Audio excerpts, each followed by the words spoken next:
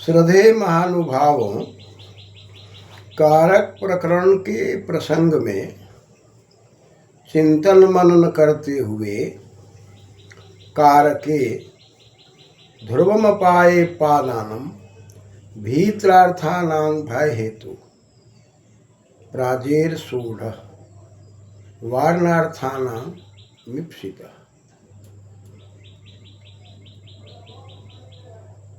अंतर्धौ येन दर्शनमिच्छति आख्यातोपयोगी। ये क्रम लगातार चल रहा है। आख्यातोपयोगी के बाद पुनः अभी कारक प्रकरण का ही प्रसंग चल रहा है। जनी कर्तुः प्रकृति भुवः प्रभव। यहाँ तक कारक प्रकरण में अपादान कारक का प्रसंग चल रहा है। साफ स्पष्ट रूप से बात कही जा रही है। क्रिया को बनाने वाला कारक है। क्रिया के बनाने में यदि निश्चित है तो कारक है। यदि धातु का प्रयोग हो रहा है और उसमें कोई ना कोई शर्त घट रहा है, भय का कारण घट रहा है, छुपने का कारण घट रहा है, न सोढ़ का कारण घट रहा है, यानी कि सामर्थ्य नहीं हो पा रहा है। और इसी प्रसंग में बात चलती हुई आ रही है कि यह सब धातु के प्रसंग में, क्रिया के प्रसंग में, थोड़ा थोड़ा शर्त के अंदर में जो कुछ भी व्यवस्था दी जा रही है उसमें ध्रुवता है। चाहे वो ध्रुवता चिंतन मनन के बाद स्पष्ट है या बिना चिंतन मनन के स्पष्ट है। इसी ध्रुवता के क्रम में यदि हम इस सूत्र पर विचार करते हैं, आख्यातोपयोगी, इसमें विचार करेंगे तो इसमें एक शब्द है आख्याता, दूसरा शब्द है उपयोगी। आख्याता और उपयोगी में यदि हम संधि की बात करेंगे तो आख्याता का आ और उपयोगी का उ, आद गुण सूत्र से ओ या आ के बाद अच के पैर रहते गुण, अध्ययन गुण से गुण क्या है, अयवों को गुण कहते हैं। यानी कि अय मिलके ए होता है, औ मिलके ओ होता है और अरि मिलके अर होता है। ये गुण का जो विधान संधि प्रकरण में है, उस दृष्टिकोण से यहाँ पर आख्यातोपयोगी में आख्याता और उपयोगी से जब चर्चा की बात आ रही है तो गुण संज्ञा, और आख्यातोपयोगी को मिला देते हैं तो सप्तमी विभक्ति है। आख्याता उपयोग में और अनुवर्तन का विषय उपस्थित हो रहा है तो अपादान कारक है। और इस क्रम में आख्याता पर यदि विचार कर रहे हैं तो आंग उपसर्ग है, ख्या प्रकथने धातु है, अक्ता प्रत्यय और टाप आख्याता, यानी कि आख्याति इति आख्याता, जो आख्यान करता है, कुछ कहता है, बताता है, शिक्षा देने की बात आ रही है, प्रवक्ता है, पढ़ाने वाला है, पाठयिता है। और दूसरा शब्द आ रहा है उपयोगी। उपयोगी पर यदि बात करते हैं तो उपसर्ग है, युजुर योगे धातु है और घय प्रत्यय, तो बन गया उपयोग। और तस्मिन हो रहा है उपयोगी।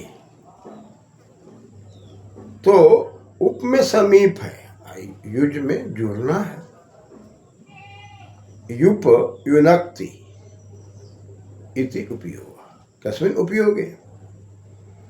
जब कोई व्यक्ति समीप में होकर जुड़ता है, पढ़ाता है, तो किसी न किसी नियम के अंदर पढ़ाता है और एक व्यवस्थित व्यवस्था देता है। तो नियम से पढ़ाने वाले शिक्षक होते हैं, गुरु होते हैं। ऐसी परिस्थिति हो तो, और नियम से पढ़ाने वाले की परिस्थिति न हो तो, ये दो बातें आ रही।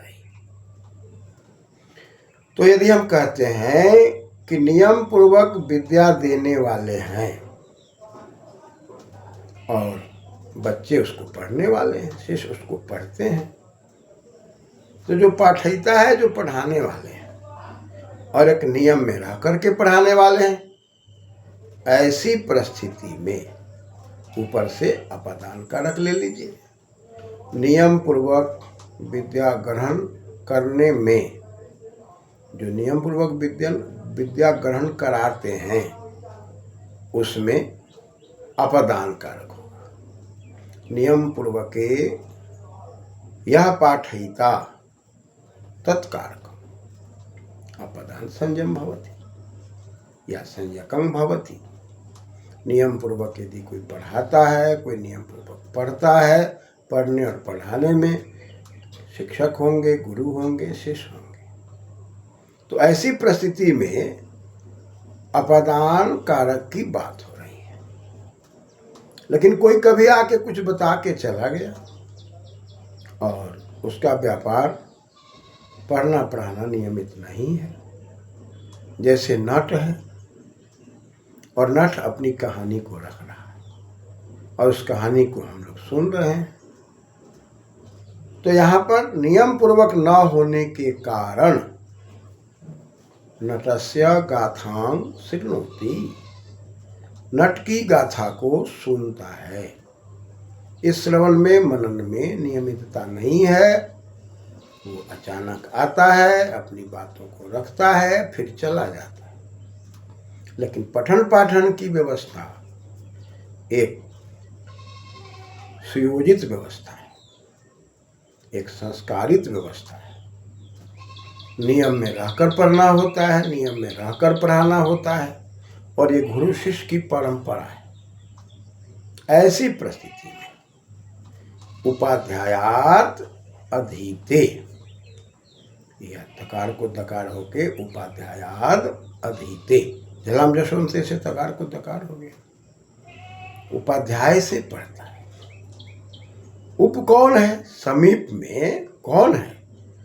जो अध्याय, उपाध्याय, अधिइंग धातु, जो अध्ययन के अत्यंत नजदीक गतिशील है, नियमित रूप से चिंतन करता है, मनन करता है, विचार करता है, पुनः अपने शिष्यों में विद्या देता है। ऐसी परिस्थिति है, वह उपाध्याय है, वह शिक्षक है, वह गुरु है। धर्म्यान शब्दान गृह्णाति, धर्मयोग शब्दों को ग्रहण करता है, फिर अपने शिष्यों में भरने का प्रयास करता है। ये हमारे समाज की बहुत बड़ी उपलब्धि है। पठन पाठन में शिष्य और गुरु की परंपरा है, और यही परंपरा ईमानदारी की परंपरा है, और इसी परंपरा को हमें जीवित रखना है। यदि हम इस परंपरा को जीवित नहीं रख पाए, इसको यदि हम व्यापारिक बना देते हैं और व्यापार के अंदर शिष्यों का शोषण करना शुरू कर देते हैं या शिक्षकों का शोषण करना शुरू कर देते हैं, दोनों में मर्यादाओं का अभाव हो जाता है, नियम का अभाव हो जाता है, सहानुभूति का अभाव हो जाता है, तो ये सारी परंपराएं चकनाचूर हो जाती है। इसलिए यह सूत्र बहुत दूर तक हमें कहना चाहता है, आख्याता है, नियम पूर्वक है, और वह भी आख्याता गुरु और शिष्य के भाव से युक्त है। पढ़ने और पढ़ाने की व्यवस्था एक नियमितता में है।